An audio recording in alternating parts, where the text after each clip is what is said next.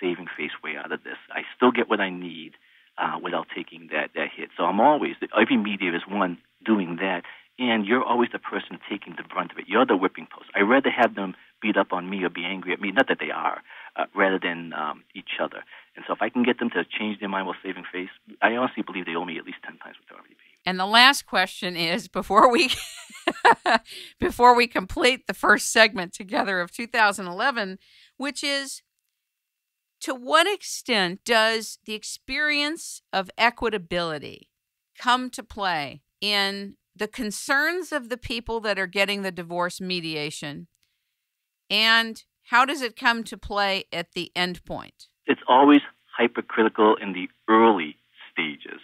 In the early stages, it's hypercritical, that equitability factor. Let me give you a statement that I teach mediators to use. In mediation, what is fair is not always equitable. Allow me to explain. If you and I were getting divorced, Kim, there to make it easy for me, and there was a house that we both lived in, but it takes some time to sell. If the answer is we're going to sell the house or buy each other, it takes some time to remove that property, to sell that property. And I say to you, okay, Kim, you stay there with the kids. I'll go live in the back of the Chevy. If someone just came to our planet and looked at that negotiated settlement there for this temporary one, you would say it's unfair. It's not equal. Now, it's not equal, but it's fair to them. They chose to do that. So the answer is, in mediation, what is fair is not only equal, but in the early stages, they're going penny for penny, dollar for dollar. No one's backing down. It's only 8 hours later where they see there's a give and take, and I've dissipated their negative energy, that there's room for negotiation. So sometimes people go 50-50 because they're so angry. It's straight down the middle. Then some people go, okay, I get it. A few bucks here, a few bucks there in a lifetime aren't going to kill me. So most people are very malleable, if you will, in a mediation, but some equity is their only position. Equitability is their only position, so it better be 50-50 all the way, including the debt. You talked about a distinction between fairness and equitability. I still want you to tease it out because Sure. I'm having trouble with your distinction. Yeah, and let me see if I can embellish that a little further. If you and I own property or anything, in a community property state, it says 50-50, right? Right. However, there may be a reason why I relinquish my actual 50%. Either I got something for it, or it's for the kids' sake. One of us has to live in that house. We can't both be there. It's just easier for me as a male to do it. And so I relinquish my 50% right to live in that house until this divorce is final, the house is sold, for the kids' sake, for peace to reign, for whatever reason. Now, maybe I'm misusing the word equitability, but I'm thinking, 50-50, as near 50-50 as possible is what I think you mean. There are some times where people will voluntarily relinquish 50%. I get that part. So in that scenario, it's not that it's fair, it's that it's what works for the scenario. Is that what you're saying? Yes, that well said. It's what's fair for the scenario and what they think is best. Someone else might, I know it sounds like I'm beating the horse. Somebody else might have made a different decision in that scenario, but they made that decision in that scenario, so it's fair and equitable to them. It doesn't have to be 50-50 to be fair. Okay, that's what I wanted to hear. That's what I wanted to get. I wanted that clear. Okay. And what happens when one part of the team wants to go mediation and they can't get the soon-to-be ex-spouse to go into mediation? There's a step process. I tell them the best bet is for them to forward my phone number and website and all those things. But if ultimately they can't get them to call me, I will call that other person. I really am hesitant to do that because they haven't called me. It means they think I'm going to try to sell them on this. But I'll try to call them. Most likely, if someone is dragging their feet because there are some people on a divorce who don't want a divorce. One of them flat out doesn't want a divorce and isn't going to do anything to participate. I'll give you the snap answer and see if this helps. There's ultimately something in California called a default divorce, and that is if one spouse either can't be found, refuses to participate every step of the way, the other person will win by default, ergo default divorce. But that takes weeks and weeks and months and months and months to do that. If anyone doesn't come to the process, mediation, then that's when I say it's going to happen to them. And so long before they end up in a default divorce, that other person will come across. But it's sometimes very rare. Very rare. It takes that kind of encouragement to get people into the mediation process. Let's say that one person wants a divorce, but they're still sold on going through an attorney. Okay. And let's say they've retained legal counsel. Okay. So the person And who called me has an attorney, yeah, but they're calling me to test the waters of mediation. yes. Okay. So what I would be talking to them about is, now, one, if they have an attorney, I'm supposed to be dealing directly. That's my disclaimer. If they have an attorney, I should be dealing with them. But let's say I'm talking to that person now, and with their attorney's permission. The attorney says, yeah, go find a mediator.